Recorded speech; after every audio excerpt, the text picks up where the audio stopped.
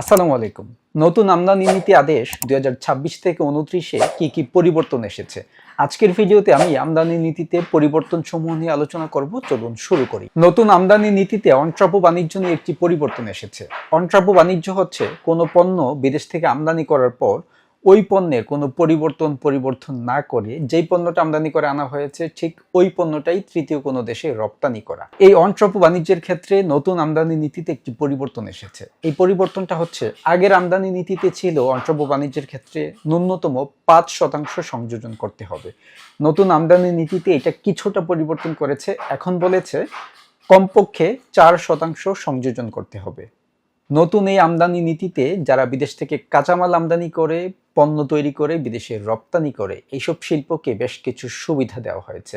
এই শিল্পগুলো হচ্ছে তৈরি পোশাক শিল্প, চামড়াজাত পণ্য উৎপাদন শিল্প, জুতা উৎপাদনকারী প্রতিষ্ঠান, জাহাজ নির্মাণকারী প্রতিষ্ঠান, ফার্নিচার এবং ফার্নিশিং পণ্য উৎপাদনকারী প্রতিষ্ঠান। এই ধরনের প্রতিষ্ঠানগুলোকে যেই সুবিধা দেওয়া হয়েছে, এই সুবিধা হচ্ছে এই ধরনের প্রতিষ্ঠানগুলো বিদেশ থেকে বিনামূল্যে কাঁচামাল আমদানি করতে পারবে। তবে শর্ত হচ্ছে তারা ওই কাঁচামাল দিয়ে যে পণ্যটা বিদেশে রপ্তানি করবে সেই রপ্তানি মূল্য বাংলাদেশে প্রত্যাবাসন করতে হবে, অর্থাৎ রপ্তানি মূল্যটা ডলারে বাংলাদেশে আসতে হবে। নতুন আমদানি নীতিতে নমুনা আমদানির সুযোগ আরো বৃদ্ধি করা হয়েছে। শতভাগ রপ্তানিমুখী শিল্প প্রতিষ্ঠান এখন থেকে ৩,০০০টি নমুনা আমদানি করতে পারবে। গত আমদানি নীতিতে এটা ছিল ১৫০০টি। যারা জুতা এবং চামড়াজাত পণ্য বিদেশে রপ্তানি করে তারা বিদেশ থেকে ৩,০০০ জোড়া জুতা বাংলাদেশে আমদানি করতে পারবে। আগে এটা ছিল ৫০০ জোড়া। যাদের ট্যানারি শিল্প রয়েছে তারা ৩,০০০ পিস পাকা চামড়া বিদেশ থেকে নমুনা হিসেবে আমদানি করতে পারবে। আগে যেটা ছিল মাত্র ৩০০ পিস।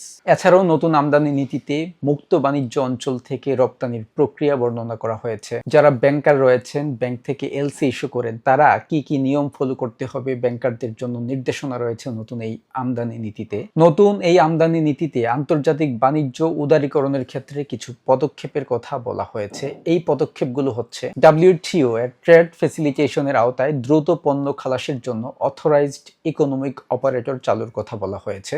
আগাম আমদানি ম্যানিফেস্ট গ্রহণ এবং সংশোধনের ব্যবস্থা চালু করার কথা বলা হয়েছে এবং শুল্ক কর ইলেকট্রনিক পদ্ধতিতে আদায়ের ব্যবস্থা করার কথা বলা হয়েছে। এগুলো করা হলে ব্যবসায়ীরা দ্রুত সময়ের মধ্যে তাদের পণ্য পোর্ট থেকে খালাস করতে পারবে। নতুন আমদানি নীতিতে আমদানি নিষিদ্ধ পণ্যের তালিকায় কিছু নতুন পণ্য যোগ করা হয়েছে। এগুলোর মধ্যে রয়েছে পুরাতন এবং ব্যবহৃত ইলেকট্রনিক কার, অর্থাৎ বিদেশে ব্যবহৃত হয়েছে কিংবা পুরাতন এরকম ইলেকট্রনিক কার বাংলাদেশে কোনোভাবেই আমদানি করা যাবে না। সকল প্রকার গিলনেট অর্থাৎ কারেন্ট জাল বাংলাদেশে আমদানি করা যাবে না। মিট অ্যান্ড বোন মিল MBM এটি কোনোভাবেই বাংলাদেশে আমদানি করা যাবে না। মৎস্য, পশুখাদ্য, সার কিংবা জ্বালানি কোনোভাবেই MBM বাংলাদেশে আমদানি করা যাবে না। আগে যেটা ছিল মৎস্য এবং পশুখাদ্য হিসেবে MBM আমদানি করা যেত, এখন এটা নিষিদ্ধের তালিকায় নিয়ে আসা হয়েছে।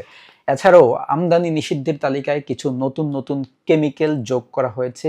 এই কেমিক্যালগুলো যারা আমদানি করেন তাদেরকে সতর্ক হতে হবে, কারণ এই কেমিক্যালগুলো আর বাংলাদেশে আমদানি করা যাবে না। আমদানি নিষিদ্ধ ক্ষতিকর এই কেমিক্যালগুলো হচ্ছে পোফা, ডিকোফল এবং HBCD।